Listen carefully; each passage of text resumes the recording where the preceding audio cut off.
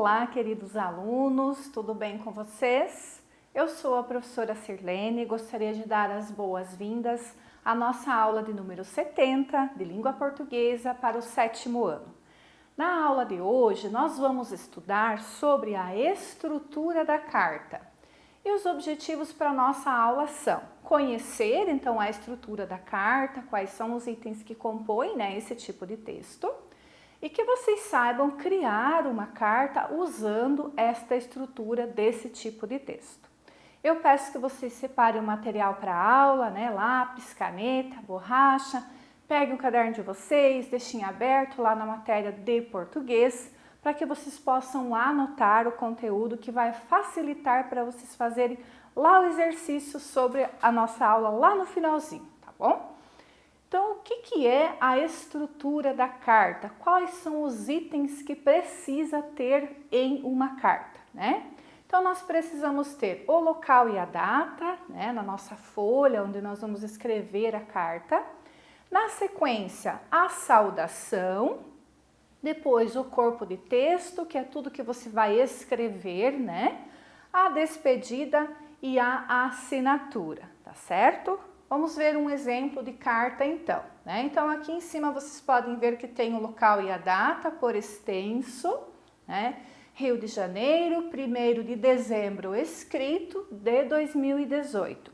Uma coisa importante que na nossa cidade, São Bento do Sul, a gente usa muito a abreviar SBS, E quando vocês vão escrever uma carta, por exemplo, vocês não abreviam, tá? Vocês vão colocar o nome da cidade por extenso. Outra coisa importante aqui na data. Vocês vejam que está escrito dezembro, Então não se coloca o número também. O número do mês a gente usa apenas lá no bilhete, tá?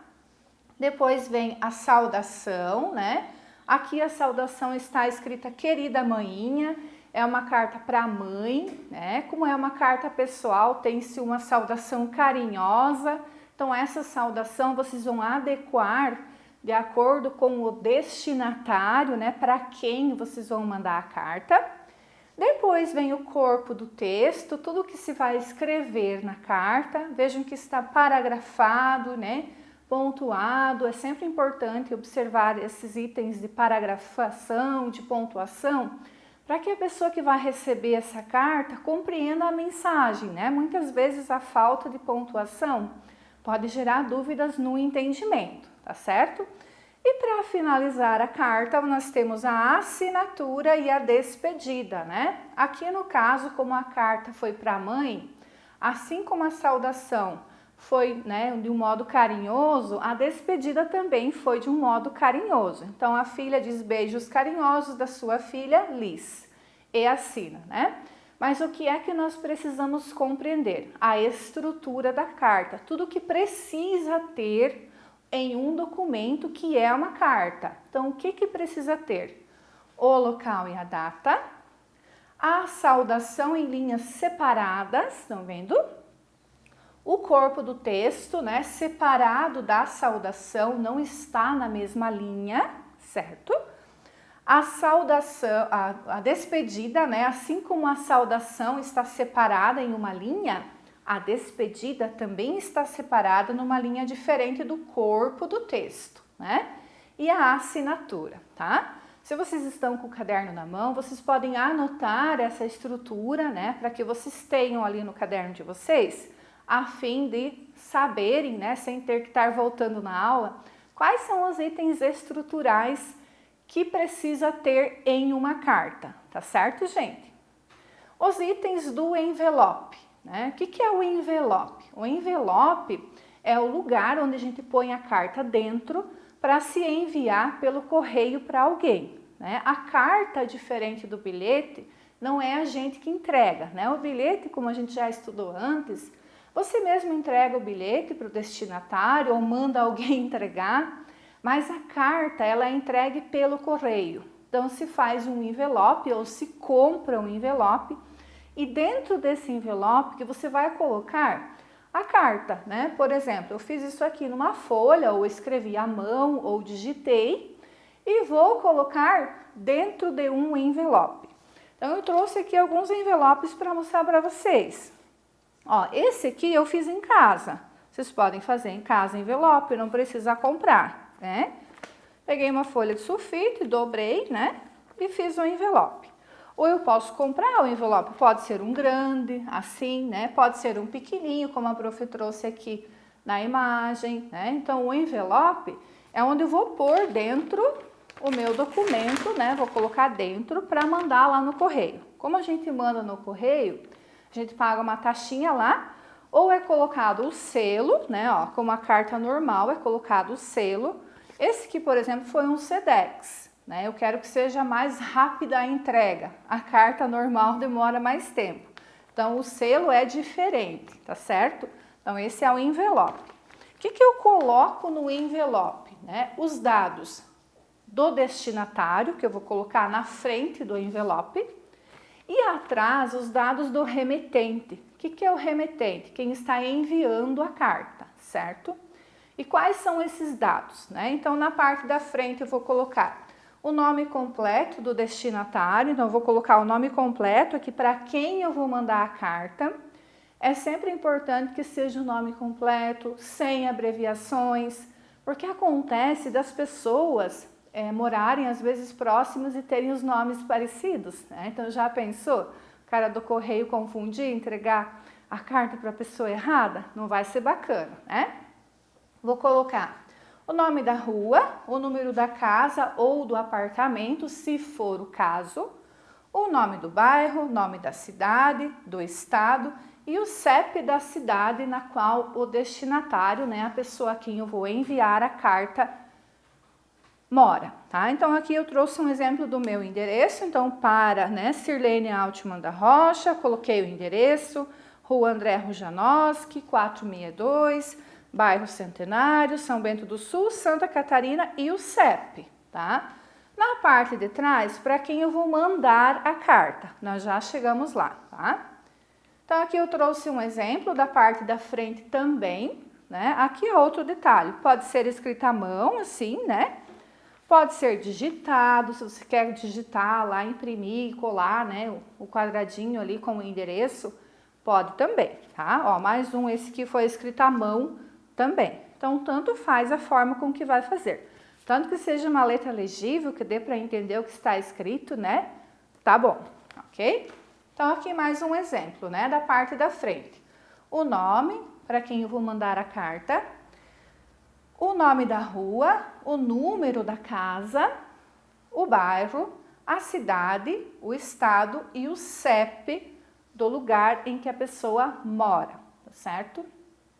E vocês sabem o que é um CEP, gente? Já pararam para pensar o que é esse número que a gente põe aqui, né? O que é o CEP, então? Então, a palavrinha CEP é uma sigla, o C, o E e o P.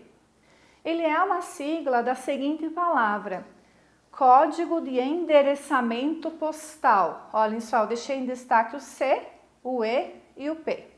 E o que é esse código de endereçamento postal, né? Ele é um sistema de números de códigos que tem por objetivo organizar o processo de entrega dessas correspondências, dessas cartas, por regiões de um país. Então, ele divide um país em regiões para que o pessoal do correio saiba onde entregar. Aí eles não precisam ficar lendo o nome da cidade, o nome do estado, eles têm o número do CEP, né? Então, o Código de Endereçamento Postal Brasileiro, o nosso CEP, ele foi criado só em 1972, ele não tem muito tempo, né? Antes disso não tinha CEP. E na época ele tinha apenas 5 dígitos, 5 números. Atualmente o CEP tem 8 números, né? 5 de um lado e 3 de outro, tá? E aqui o prof deixou um para saber mais, né? Então, como é que é essa divisão desse código de endereçamento postal, né? Então, da esquerda para a direita, o que indicam os números? Eles indicam a região, depois a sub-região, o setor, o subsetor e o divisor do subsetor, né? Então, é dessa forma que é organizado os números e lá no correio eles sabem para que é cada número desses, tá? O nosso país, o Brasil, ele é dividido em 10 regiões postais. Então, lá o Correio dividiu todo o país em 10 regiões postais, tá? E cada uma região é sinalizada lá no nosso CEP pelo primeiro número, tá? Então, olhem só, que a prof deixou as regiões, né? Então, por exemplo, o primeiro número do CEP da região da Grande São Paulo é o número 0. Né? Nós, por exemplo, São Bento do Sul, estamos em Santa Catarina. O nosso CEP começa com que número? Sempre com o número 8. Né? Aqui, por exemplo, em São Bento do Sul, cada rua tem um número de CEP. Tem cidades menores que têm um CEP só para todas as ruas da cidade, né? Por exemplo, aqui, nossa cidade vizinha Rio Negrinho, tem um CEP só para toda a cidade. Mas, como São Bento do Sul já é mais populosa, tem mais ruas, cada rua tem o seu CEP. E o nosso CEP, se vocês forem pesquisar lá na conta de água de vocês, por exemplo, que tem o CEP, podem ter certeza que quem mora em Santa Catarina ou no Paraná, o número do CEP começa com 8, né? Porque a nossa região, né, Paraná e Santa Catarina, o 8 significa o número da nossa região, dos nossos estados, Paraná e Santa Catarina, né? E aqui eu trouxe agora um exemplo da parte de trás da nossa carta, como eu disse para vocês, né? Aqui na parte da frente eu vou colocar os dados do destinatário, para quem eu vou enviar a carta, e na parte de trás eu vou colocar os dados do remetente. Quem é o remetente? Quem está enviando a carta, quem está remetendo o documento para o destinatário. Então, as informações aqui atrás são as mesmas do destinatário, mas agora é de quem escreveu a carta, né? Então, se eu escrevi a carta para vocês, por exemplo, aqui atrás eu vou colocar o meu endereço, o nome da minha rua, o número da minha casa, da minha cidade, do meu bairro, o CEP da minha rua. E aqui na frente, se eu estou escrevendo para vocês, é o nome de vocês, o endereço de vocês, o número da casa de vocês, né? O endereço de vocês, tá certo? Muito bem. Então, um exemplo aqui, né? Então, aqui vem o nome do remetente, o endereço, né? A rua, o número, o bairro, o estado e o CEP do remetente. E é bem importante essa informação, pessoal, apesar de muitas vezes a pessoa achar que não precisa, né? Porque é você que está mandando. Porque se acontecer de a carta chegar no destinatário e não tiver ninguém para ser recebida, o que o correio faz? Ele devolve a carta para o destinatário, né? Para o remetente, para você que escreveu. O destinatário não recebeu a carta, não tinha ninguém para receber. O correio fez várias tentativas de entregar. Não achou ninguém, o que ele vai fazer? Mandar de volta para o remetente, para quem escreveu. Então, a importância, né, da parte de trás do envelope estar preenchida corretamente também, tá certo, gente? Vamos revisar, então, o que é uma carta? O que é uma carta, então? A carta é também chamada de correspondência. Ela é uma mensagem escrita ou impressa, como eu disse para vocês. Pode escrever à mão uma carta, não precisa ser digitado. Aqui eu até trouxe um exemplo escrito à mão. Já mostrei para vocês numa aula anterior, né? Vou mostrar de novo. Então, ó, pode ser escrita à mão a carta sem problemas, dentro da estrutura, né? Precisa ter o local e a data, ó. Aqui a pessoa colocou Ponta Grossa, o dia, o mês e o ano, a saudação, querida amiga, escreveu toda a carta, todo o conteúdo e despediu-se, né? A despedida e a assinatura. Posso escrever à mão? Posso. Quero digitar no computador? Pode também, né? Por isso que a prof colocou aqui. Então, é uma mensagem escrita, né? Ou impressa, que se envia a alguém ou a uma instituição. Eu posso fazer carta que não seja pessoal, né?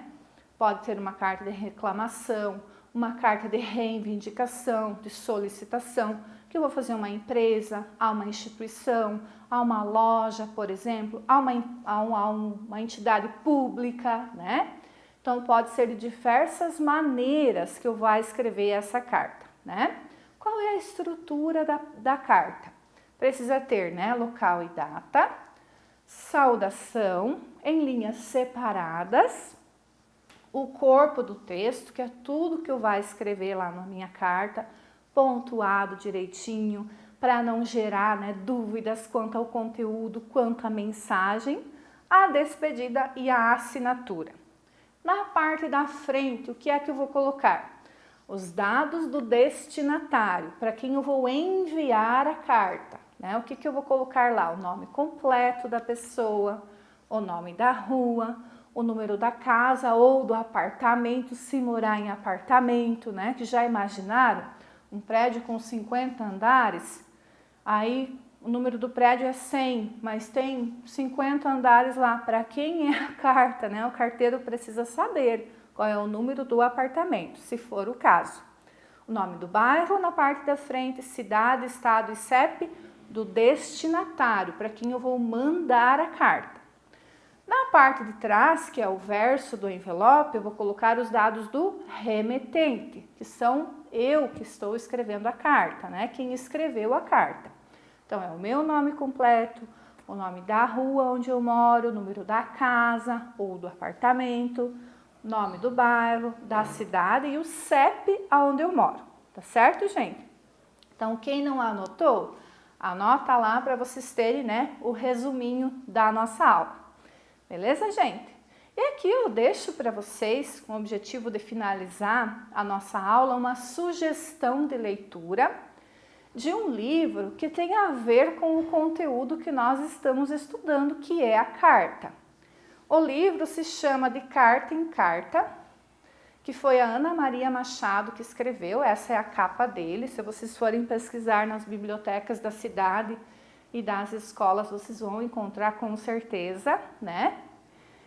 E esse livro conta a história do avô e de um neto, o Miguel, e um escrevedor de cartas que trabalha em um lugar chamado Praça dos Escrevedores, tá?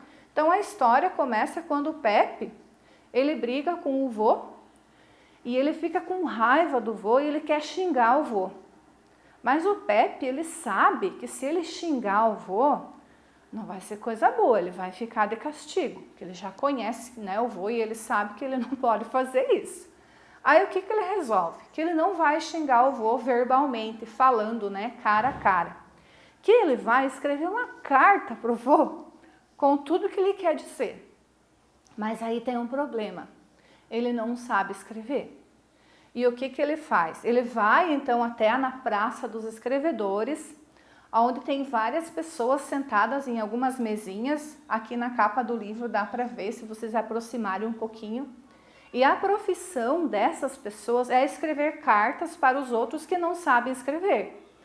E lá vai ele, né, o Pepe, nessa Praça dos Escrevedores, pedir para o Miguel, que é um escrevedor, escrever essa carta para o vô.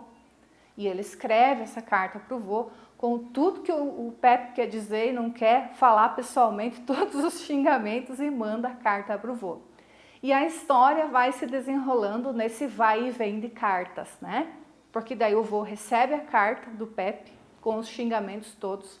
O vô quer responder a carta para ele, mas ele também não sabe escrever. Ele vai de novo lá na Praça dos Escrevedores e pede para o Miguel escrever a resposta. É bem bacana, gente, a história do livro. Recomendo para vocês e tem tudo a ver com o nosso conteúdo, né? Então, se você ficou curioso, ficou curiosa, visita a biblioteca, né, para vocês emprestarem um livro e fazerem essa leitura que vai valer a pena, tá bom? Eu agradeço a atenção de vocês, pessoal. Com a sugestão de leitura, nós vamos finalizando a aula.